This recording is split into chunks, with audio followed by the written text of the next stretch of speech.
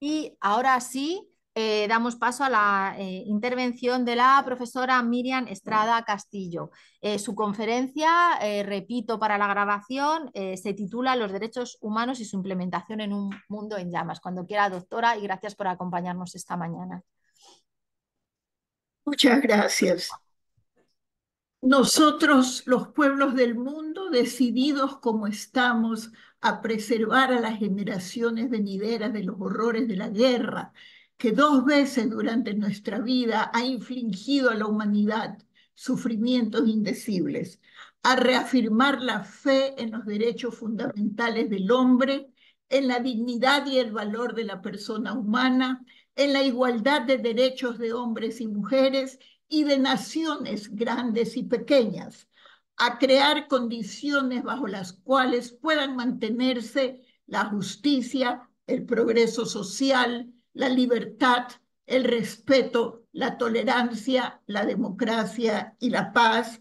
Hemos decidido unir nuestros esfuerzos para realizar estos designios. Si traicionamos esta carta, dijo Harry Truman, presidente de los Estados Unidos de Norteamérica, al momento de firmarla, no solo estaríamos traicionando, estoy citando, nuestro futuro y el de las generaciones venideras, estaríamos traicionando nuestro pasado y los millones de muertos que le ha costado a la humanidad la fundación de esta organización para la paz y la democracia. Sin embargo, 2 semanas después de estas declaraciones, Hiroshima y Nagasaki fueron bombardeadas atómicamente sin que hubiese razón para que esto sucediera. Distinguidísimos colegas, profesores, señora directora, jóvenes que nos acompañan hoy día, queridos amigos y amigas, permítanme expresar mi gratitud al Instituto de Derechos Humanos Gregorio Pérez Barba, de la Universidad Carlos III de Madrid y muy particularmente a la profesora María Carmen Barranco, quien me da la oportunidad de estar con ustedes hoy día con el propósito de reflexionar en esta primera clase lo que sucede en el mundo 75 años después de las proclamas con las que he iniciado esta intervención. Todas las que constituyen la razón de ser de la Fundación de las Naciones Unidas y son parte de su carta de fundación. Y todas ellas, como dolorosamente lo estamos presenciando ahora, que están en el peligro indefectible de precipitarse hacia el abismo como un mundo envuelto en llamas, que es así como lo vivimos hoy día. ¿Y por qué digo esto? Vivimos en un mundo en llamas, queridos alumnos, porque la riqueza mundial está dividida en dos partes. La mitad está en manos del 1% más rico de la población del mundo, mientras que la otra mitad se reparte entre el 99% de la misma. Este es el mundo en donde, según el Banco Mundial, con cifras de este año, 1 billón de personas pobres de los países en desarrollo viven con $1.25 al día, más o menos. A esta cifra se agrega la estimación de la FAO de que son más de 791 millones de personas las que viven en la desnutrición o crónica o absoluto, nuevamente tengo que citar, en los países en desarrollo, eufemísticamente llamados ahora el sur global, para no ofendernos, dicen, aunque muchos de estos países del sur global se ubiquen geográficamente en el norte. Es este el mismo mundo cuyo gasto militar global en lo que va del año 2024 asciende a 2.44 billones de dólares, lo que supone un aumento del 6.8% en términos reales con respecto al año pasado. Imaginen ustedes lo que podría hacerse con esa cantidad de dinero invertida en el desarrollo de los habitantes de este planeta. El gasto militar mundial aumenta en medio de guerras, tensiones crecientes e inseguridad, y es sin precedentes absolutamente en la historia, siendo una respuesta directa al deterioro mundial de la paz y de la seguridad. El mundo está en llamas, sí, no podemos negarlo.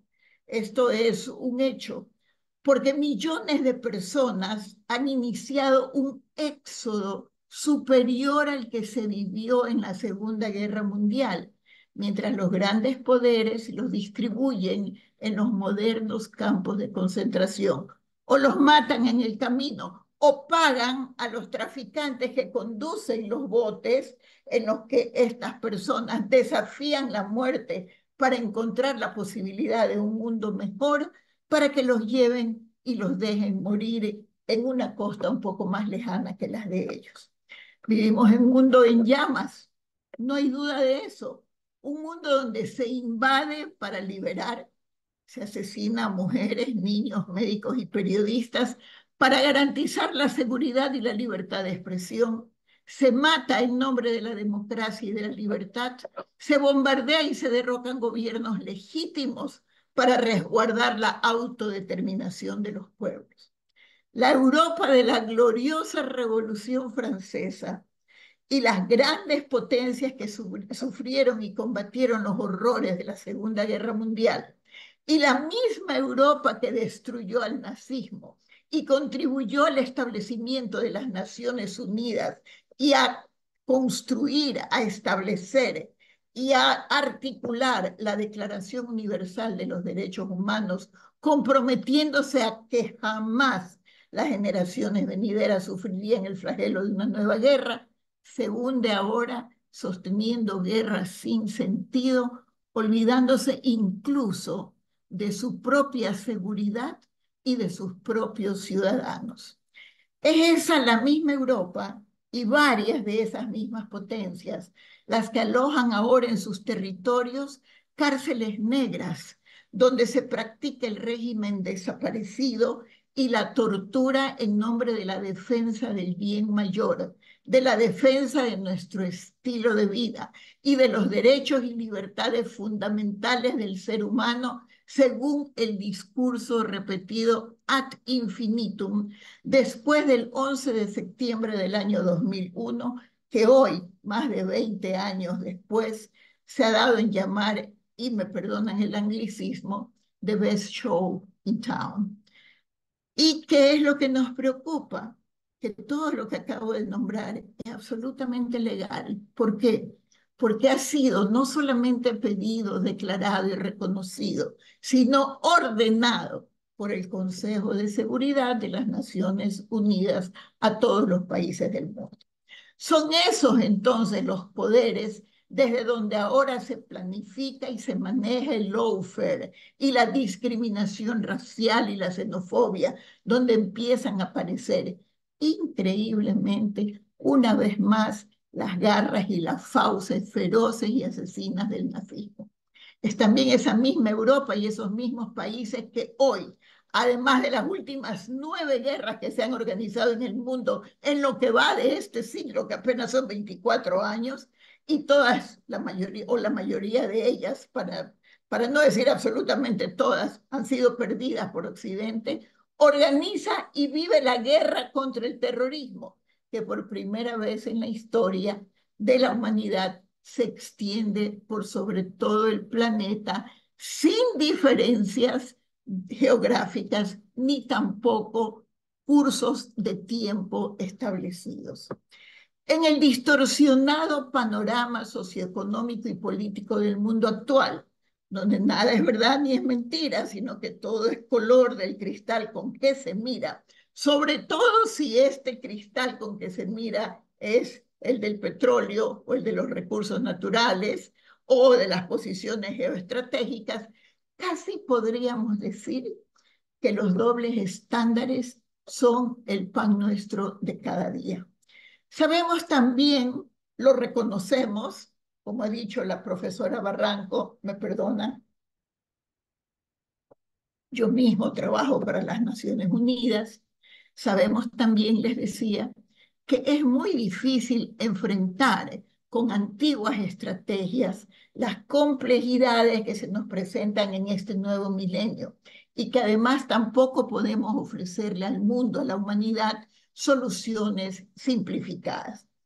Podríamos incluso, estimados colegas y alumnos, llegar a creer que ya no tenemos ninguna esperanza.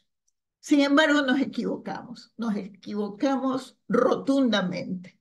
Recordemos, los invito a recordar a Julio Fiusi en su reportaje Al pie del patíbulo, escrito a escondidas y sabiendo que sería ejecutado por los nazis. Los invito a leer este librito muy pequeño que realmente es estremecedor. Sabiendo que sería ejecutado, Fiusi no dudó en dejarnos un mensaje para el porvenir, no dudó en asegurarnos que pese a las más terribles adversidades, es posible la esperanza concreta de un mundo mejor y de un nuevo mundo, un mundo más justo.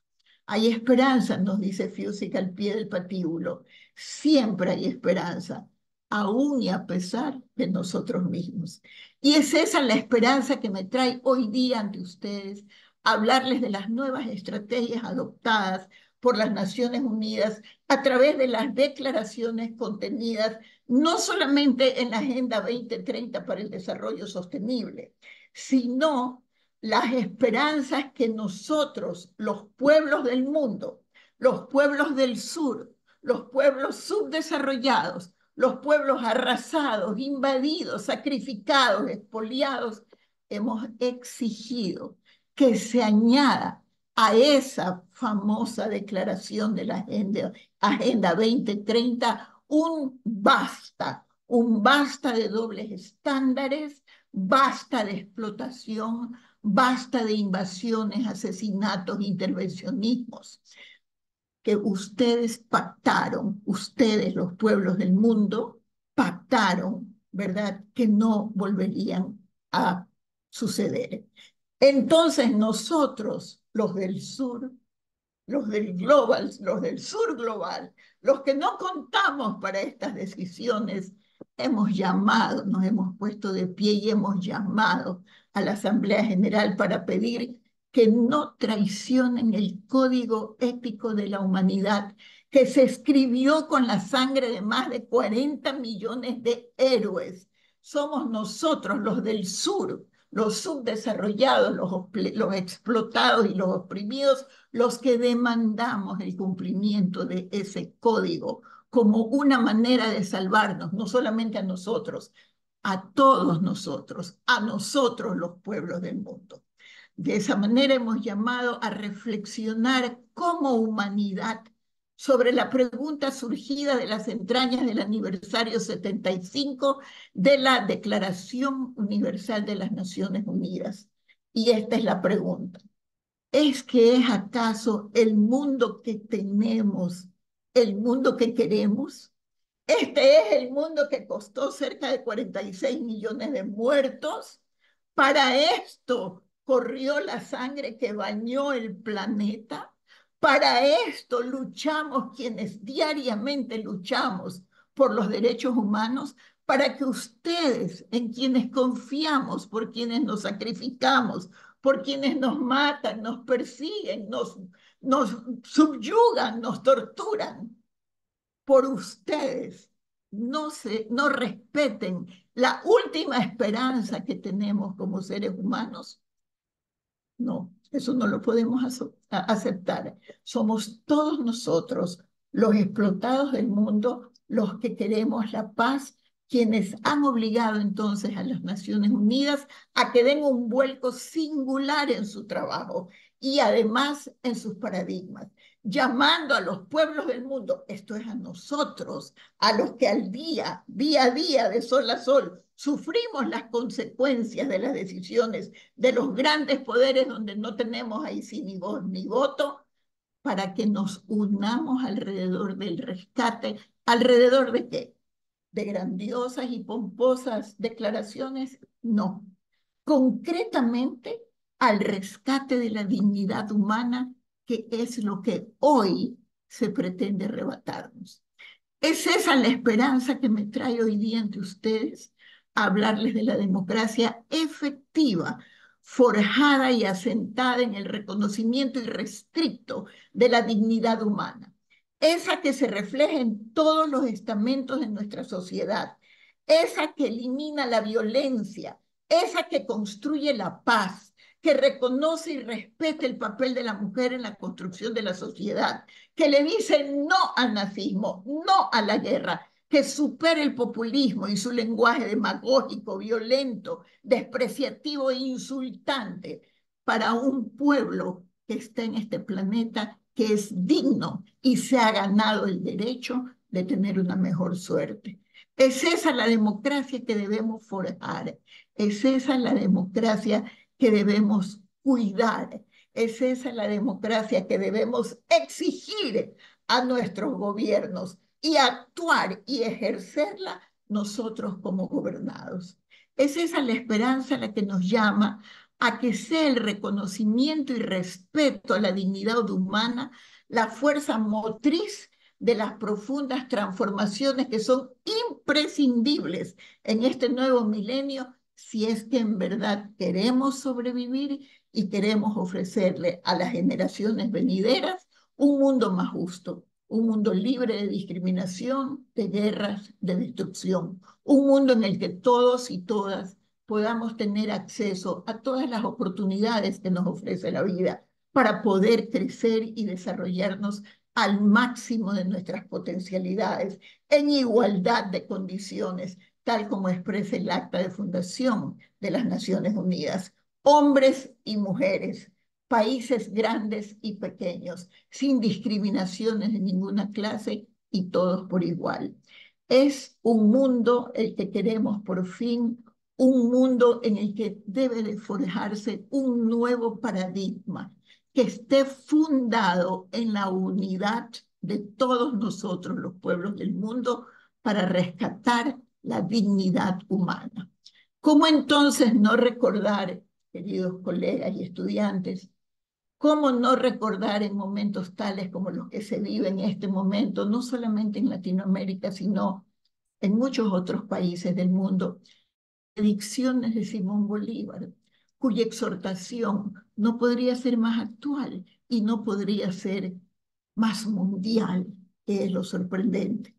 Si no nos mantenemos unidos, dijo Bolívar, este país, refiriéndose en ese momento a la Gran Colombia, pero que como acabo de decir, se puede traspolar para todos los países del mundo, este país, dice Bolívar, caerá indefectiblemente en las manos de la multitud desenfrenada para después pasar a ser gobernado por tiranuelos casi imperceptibles de todos los colores y de todos los desenfrenos. ¿Les suena conocido, mis queridos colegas? Ojalá, digo yo, fuesen imperceptibles los tiranuelos que ahora nos gobiernan. Ojalá no existieran, digo yo, estos imperceptibles tiranuelos que ahora, sin que les importe absolutamente nada, nos llevan con mano firme, sin fijarse sino en sus propios intereses, a una tercera guerra mundial. No, ¿qué ha pasado históricamente, verdad, en este mundo, que en este momento venera, que en este momento escucha las palabras ofensivas, los asesinatos, el chantaje, los abusos, la corrupción, la imposición de sanciones unilaterales, el sacrificio de los nacionales, la posible inmolación de un continente donde nació la civilización occidental? Esto solo para nombrar algunos de los otros muchos crímenes, mientras, no puedo dejar de nombrarlo, mientras Gaza nos mira señalándonos acusatoriamente a todos nosotros. La esperanza de probarle a Bolívar que sus predicciones pesimistas han llegado a su fin se nos presenta en la construcción de una democracia efectiva. Y subrayo la palabra efectiva, no una democracia formal, que es la que termina en el momento en que depositamos nuestro voto en la urna y luego nos divorciamos completamente de nuestra participación militante y activa como ciudadanos. Es hora ya de asumir que la única manera de enfrentar estos problemas es la prevención ética de los mismos, esa prevención que tiene como pilar fundamental el rescate de la dignidad humana y sobre todo la educación de los pueblos del mundo, especialmente la de los jóvenes, sector fundamental de la población, tanto para el desarrollo como para la transformación socioeconómica. Educación que se basa, según el inigualable Federico Mayor Zaragoza, un orgullo y un honor para Naciones Unidas haberlo tenido como director general y mundial de UNESCO, se basa, dice Federico Mayor, en pensar, anticiparse, innovar, imaginar, crear una sociedad de ciudadanos responsables y libres en un mundo que por el momento no nos facilita ni le facilita a nadie el dirigir nuestra propia vida. En un mundo donde se ensalza y promueve el empezar a actuar como robots. Cierro la cita. Debemos entonces construir una sociedad como un espacio fundamental que propicie el desarrollo de ciudadanos que usan el poder que cada uno de nosotros tiene, no en beneficio propio, no para hacernos millonarios de la mañana a la noche, asaltamos algún arca del Estado, no, para ponerlo en beneficio del bien común. En la vida real, en las aulas, en las calles, en los distintos espacios públicos, por todos los medios, digitalmente sí, pero de manera esencial, presencialmente, combativamente, debemos de estar presentes como estos ciudadanos activos. No solo digitalmente, no tuiteando, no solamente haciendo TikToks, no poniendo nuestras propuestas en Instagram, no, en la vida real, presencialmente, combativamente, porque para eso estudiamos derechos humanos, para defenderlos en la realidad y para defendernos como tantos otros antes de nosotros, incluso con nuestras propias vidas. Esa prevención ética solo se logra desde la educación y la cultura, ambas basadas en los principios de una cultura de paz, de los derechos humanos y de la tolerancia, porque será solamente la prevención ética de los problemas que se aborde por medio de la enseñanza, del respeto a los usos y creencias de los otros, el único medio de forjar la democracia efectiva, no la formal, que significa mucho más que esta, que está representada simple y llanamente por elecciones que nunca sabemos cómo se organizaron y cómo terminaron en verdad. La democracia el real es la que buscamos, aquella que se caracteriza esencialmente por la plena participación de nosotros, los pueblos del mundo, en el gobierno de nuestros países y en el gobierno del mundo.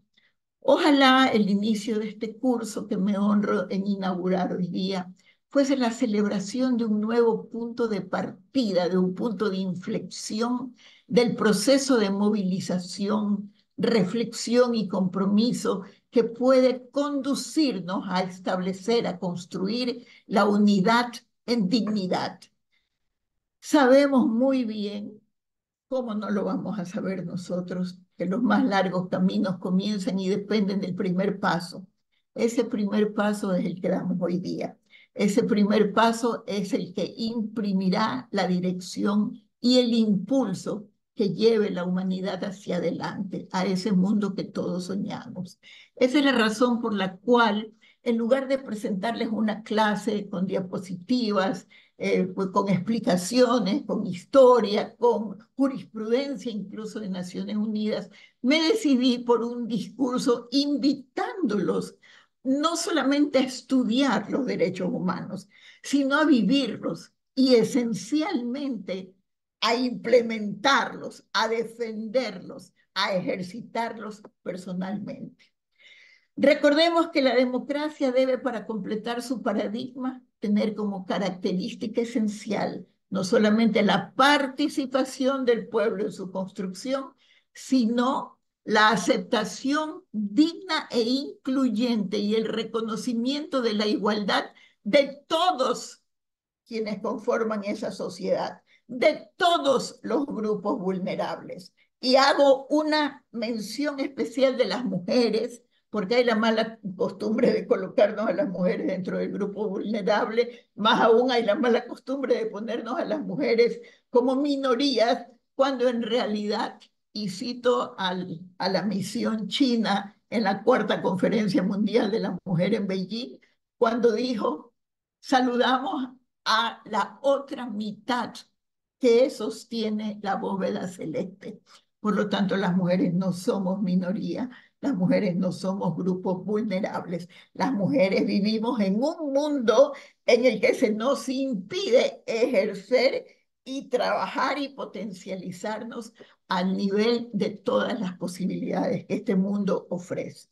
Debemos, por lo tanto, propiciar valores y conductas que promuevan la convivencia, el pluralismo, la participación cívica, la libertad de credos y religiones, de posiciones políticas, aceptando, no solamente tolerando, aceptando que somos iguales, sí, pero al mismo tiempo somos diferentes. Y cada uno tiene, ¿verdad?, una visión del mundo y tiene derecho a defenderla y a expresarla.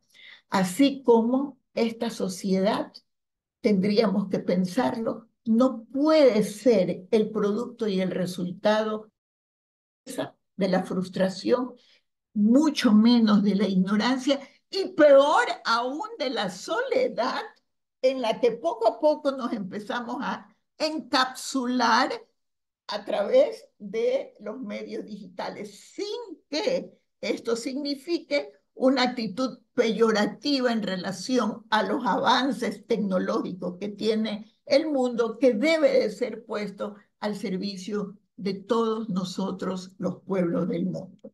El tiempo que vivimos demanda una sociedad abierta, integradora, dinámica y diversificada, que se transforme en el motor de desarrollo integral, que promocione la activa participación ciudadana, porque no existe, señores, una ciudadanía cabal sin la participación efectiva de todos nosotros, los pueblos del mundo, en todos los ámbitos de la vida de una nación. Necesitamos entonces una sociedad semillero y guardiana de la tolerancia. Por favor, que se comprenda que la tolerancia debe de ser entendido como el respeto y la aceptación, así como el aprecio de la rica diversidad de las culturas de nuestro mundo, de nuestras formas de expresión y de nuestras diferentes maneras de ser como seres humanos. Queremos aclarar que no miramos a la tolerancia como una concesión condescendiente o como una indulgencia. La tolerancia es sobre todo una actitud activa de reconocimiento precisamente a la dignidad humana, a los derechos humanos universales y a las libertades fundamentales de los otros y de los demás. Todo siempre en consonancia con el respeto a los derechos humanos. La tolerancia no significa tolerar malamente lo que nos llama la atención, lo que nos molesta, o rechazar lo que nos es diferente, sino abrazarla como una manera de enriquecer nuestros propios horizontes. Significa que debemos entender y aceptar que nosotros, los pueblos del mundo, Somos naturalmente, como ya lo dije hace un momento, diversos en nuestro aspecto, situación, habla, comportamiento y valores, pero todos nosotros, los pueblos del mundo, humanos esencialmente, tenemos derecho a vivir en paz y a ser como somos. Me honro en estar hoy día con ustedes porque la educación es el medio más eficaz de prevenir la intolerancia. Es el primer paso para que esta tolerancia enseñe a la gente cuáles son sus derechos y libertades para poder compartir y para poder ser respetados. Porque es la educación para la tolerancia y los derechos humanos el eje fundamental para establecer la cultura de la paz. Tenemos que pensar que la exclusión, el temor, el miedo, el rechazo, sobre todo si se clava, si agarra el corazón de los jóvenes, solo nos llevará y nos conducirá a nuestra propia destrucción. Recordemos que el mundo en llamas se caracteriza precisamente por la intolerancia. El mundo en paz es esencialmente uno, donde reina la tolerancia y la aceptación de una manera absolutamente esencial e imprescriptible. Nada puede hacerse, mis queridos colegas, en un contexto que no sea de paz.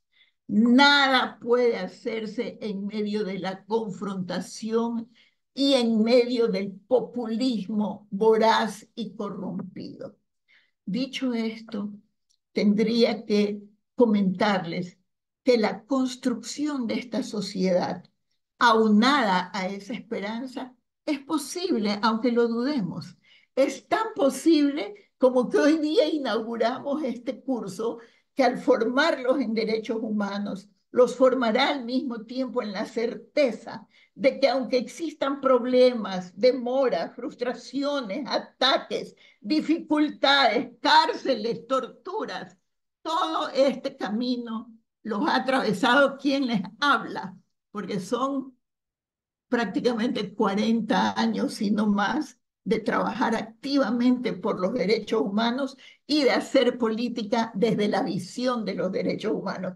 Toda esta gama de sentimientos y situaciones los he vivido yo y he sobrevivido. Y aquí estoy y aquí estaré hasta el último día de mi vida, mis queridos colegas, exactamente con el mismo y los mismos principios que han sido el motor de mi existencia y que en un momento determinado ha sido lo único que me ha dado fuerza para mantenerme viva, luchando en dignidad y en respeto. La dignidad humana, la aceptación al otro y la paz construida sobre los hombros de la academia, de la unidad que se puede establecer entre la academia, las organizaciones no gubernamentales, las organizaciones populares, los jóvenes, los colectivos, con todas y todos nosotros, es vital en este momento para decirle a este mundo en llamas, como en Fuente Ovejuna, todos a una, que sí se puede construir la paz, rescatar la dignidad, fomentar la identidad, la inclusión, la transparencia, el progreso y la no discriminación. Todos a una, como en Fuente Ovejuna, podemos decir firme y fuertemente lo que le dijeron los revolucionarios franceses a Luis XVI. Uno a uno, señor, somos igual que vos, pero todos juntos somos más y mejor. Y viva la Revolución Francesa. Se puede porque estamos aquí y para eso estudiamos y para eso nos formamos. Finalmente, para dejarlos ya, quisiera recordarles, y me gustaría que recuerden esto a lo largo de toda su vida. Son frases que me marcaron a mí desde muy jovencita, hace bastantes lunas, tenía yo aproximadamente 15 o 16 años. Tenemos dos posibilidades en la vida a nivel de posición política.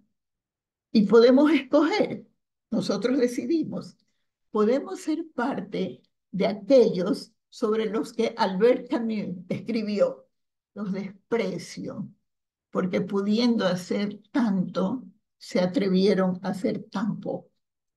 O podemos ser como aquellos a quienes Bertolt Brecht describió como sigue.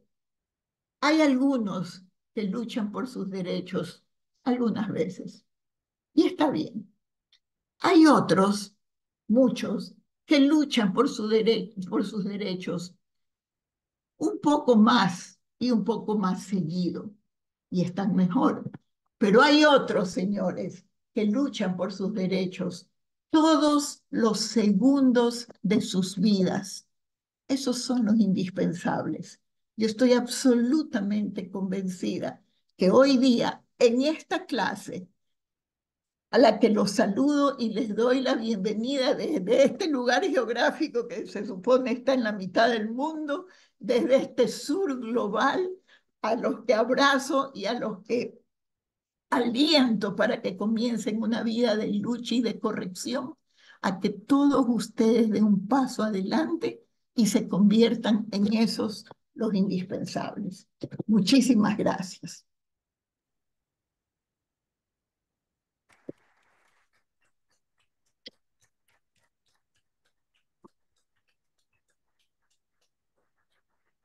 Muchísimas gracias, profesora Miriam Estrada.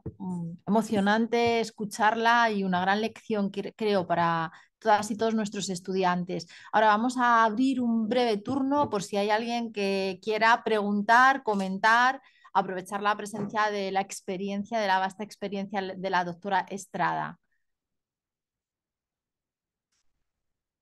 Bueno, como parece que no se anima nadie, yo sí quisiera robar un poco más de su tiempo y preguntarle en este mundo en llamas, en este mundo no en el suyo hasta hoy, sino en el suyo de hoy en adelante, ¿qué papel cree que deben desempeñar las universidades?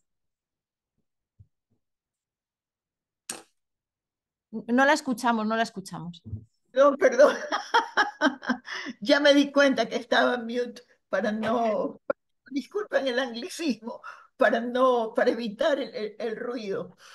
Em, yo quisiera felicitarlos a ustedes porque he tenido la suerte de oír todo lo que están proponiendo para organizar, ¿verdad? Para transitar a lo largo de este curso. El papel de las universidades es precisamente ese, formar a este nuevo ciudadano activo y participativo, pero abrirse de esa torre de marfil que muchas veces atrapa a los académicos hacia lo que significa el diario practicar de los derechos humanos. Es muy simpático, le comparto de corazón que he vivido y enseñado muchos años en las universidades nórdicas, donde aparentemente todo es perfecto. Entonces los profesores están en su torre de marfil, como he llamado yo siempre, en sus oficinas, muy bien acomodados, escriben cosas maravillosas que infelizmente no se pueden hacer, no se pueden realizar en la vida diaria. ¿Por qué? Porque hay una profunda diferencia entre aquel que ha tenido el privilegio, nosotros desde el sur global tomamos a la educación no como un derecho, sino como un privilegio, que no todos accedemos a este, no todos podemos acceder al privilegio de la educación y no todos podemos ejercitar, tener ese conocimiento y ejercitarlo. No estoy pidiendo que los profesores salgan a las calles, aunque en Latinoamérica y en mis épocas y ahorita mismo si me invitaran saldría, sin dudarlo dos veces, pero que los catedráticos abran y empujen a sus alumnos a esta relación que los fortalecerá con las organizaciones no gubernamentales, con la vida misma, con lo que pasa en las calles, con el sufrimiento, con la realidad que los miembros de la sociedad civil experimentan todos los días. Pienso que las universidades deben de proporcionar ese marco jurídico, ético, legal y también incorporar y fortalecer el conocimiento de la vida diaria y de la realidad de cada uno de nuestros países. De esa manera nos evitaremos la posibilidad de tener gobernantes que te hablan del hambre y de la pobreza, que ellos no han sufrido sino cuando han hecho dieta, porque se han engordado un poquito de comer tanto dulce en sus chocolates y té. Entonces, eso es lo más importante. Yo lo veo de esa manera y le hablo honestamente bueno, aunque no me gusta mucho decirlo, con, con algo así como 50 años de experiencia en mis espaldas. Es la única manera de que la gente entienda de lo que se trata y del sufrimiento que se está evitando cuando se lucha por los derechos humanos. Pues muchísimas gracias, un broche de oro, yo creo, para esta inauguración de curso. Pido otro aplauso para la doctora Estrada.